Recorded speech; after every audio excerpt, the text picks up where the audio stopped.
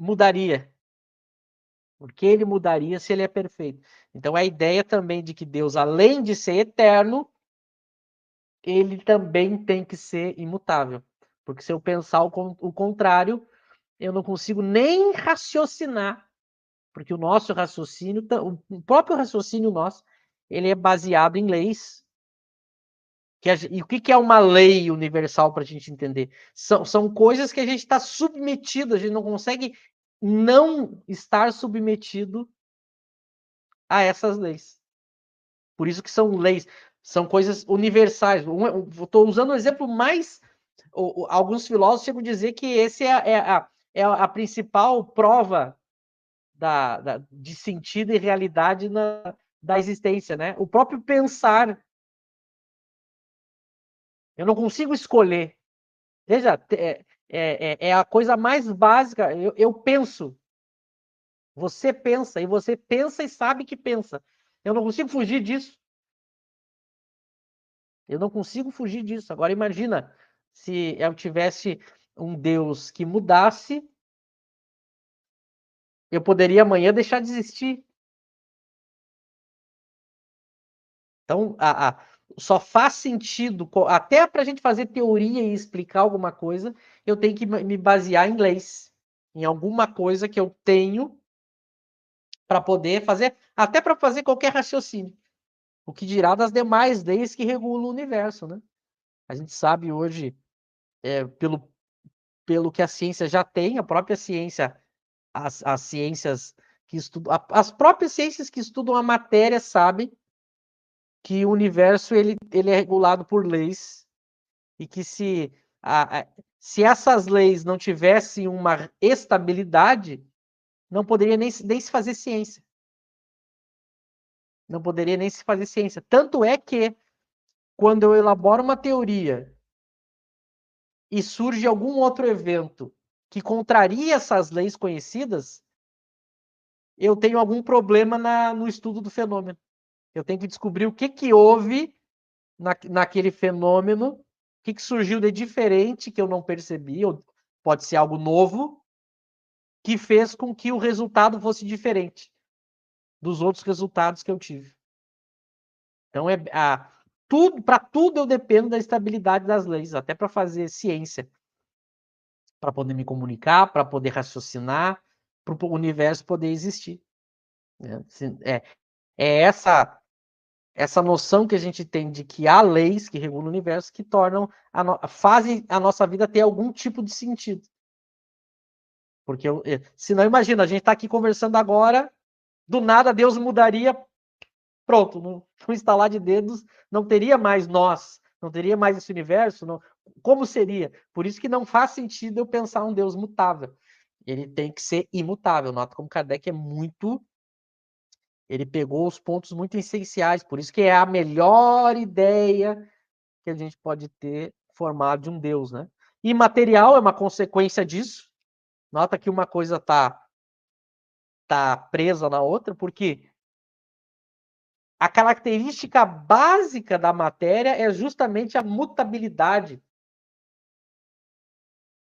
A matéria ela tem como característica básica justamente é uma palavra até que no nosso jargão popular ela quer dizer outra coisa, mas os cientistas falam, né, que a matéria ela é corruptível. A matéria ela tem como característica justamente ela ser algo que está sujeito a transformações. Então, se Deus fosse material, ele seria também mutável. E se Deus fosse material, ele seria ao mesmo tempo causa e efeito. Nota que, por isso que todos os atributos que ele coloca, se eu tento imaginar um Deus contrário desses atributos, eu tenho caos, eu tenho algo irracional, eu tenho algo contraditório. Então ele diz, Deus é alguma coisa. Mas ele não pode ter nada do que a gente chama de matéria. A gente vai ver que essa definição ele também vai dar para o espírito. O espírito, ele é alguma coisa, ele existe. Agora, qual é a sua natureza? Como é que a gente pode definir a natureza do espírito? Eu não posso, em nenhum momento, colocar nenhuma pitada de matéria para definir tanto Deus quanto o espírito. Porque aí eu estaria mudando a natureza desses dois elementos. E eles não podem ser esses dois elementos. Agora a gente está tratando de Deus, depois a gente vai ver o problema disso no espírito, mas já para a gente ter uma noção. Eu não posso colocar nada material na ideia de Deus, senão eu tenho contradições. Como as que eu coloquei aqui. Se eu colocar qualquer coisa de matéria em Deus, ele não seria imutável e ele seria, ao mesmo tempo, causa e efeito. Porque a matéria ela é um efeito. Então eu gero uma contradição. Aí quando eu aprendo, não, Deus é imaterial. Aliás, essa vai ser uma das razões por que a gente não vê Deus, né? Porque os nossos olhos são materiais. Então, como Deus é imaterial, a gente não vê. A gente vai ver eles tratando disso mais para frente. E por fim, daí eu comento mais esse atributo e passo para vocês. É único, porque ele coloca também, ele vai colocar a mesma ideia. Se eu tivesse vários deuses, vamos raciocinar. Imagina que eu não tivesse um só. Se eu tivesse vários, bom, a primeira pergunta que eu faria: qual deles é o mais perfeito, o mais poderoso? Porque esse seria Deus. Agora, se tivesse vários, mas todos eles fossem perfeitos, bom, então se todos são perfeitos, eu só tenho um, né? Porque eu não posso. Quando eu digo que eu tenho algo perfeito, significa que não pode faltar nada. Se não pode faltar nada, eu só pode ter um. Porque se eu tivesse dois perfeitos, como é que eu faria a diferenciação de um perfeito para outro?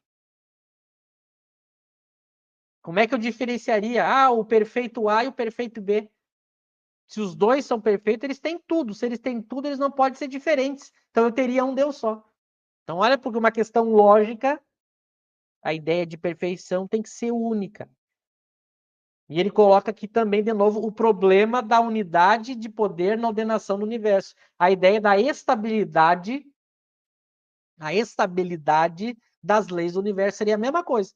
Se eu tivesse vários deuses, eu teria várias vontades comandando as leis do universo. Portanto, eu teria um caos. Eu não teria leis universais. E a gente sabe que há leis universais. O que fazia o ser humano antigamente pensar que haviam vários deuses? Como ele não compreendia as leis, ele enxergava diversos fenômenos da natureza, ele achava que cada fenômeno da natureza era um Deus que era responsável. Só que depois a ciência descobre que os fenômenos naturais eles são comandados pelas mesmas leis gerais. Há leis gerais que comandam diversos fenômenos. Então, a própria ciência vai descobrindo a estabilidade das leis universais, a generalidade das leis. Eles sabem que de poucas leis universais passam a existir vários fenômenos no universo. Então, as próprias ciências que estudam a matéria já têm essa noção e muitos estudiosos das ciências, eles sempre procuraram uma unidade nas leis, né? Eles buscam até hoje, a própria ideia de unidade de matéria se busca hoje na ciência. A ciência ela busca uma matéria de uma natureza única que tenha dado surgimento a todas as outras. Claro que eles ainda não conseguiram achar. Toda vez que muitos teóricos achavam que tinham chegado nessa matéria, eles descobriram que ela também não era uma matéria primitiva. A gente vai estudar isso mais para frente. Mas demonstrando que há também essa ideia na própria essência material. Só que ela não chegou lá, né? Ela ainda não descobriu isso. Mas para a gente fazer um link para entender o raciocínio. Vou passar para vocês também falarem, e depois, se as pessoas tiverem dúvidas sobre o que a gente viu até aqui, o Lauro passa para nós e a gente comenta. Passo para o Eric.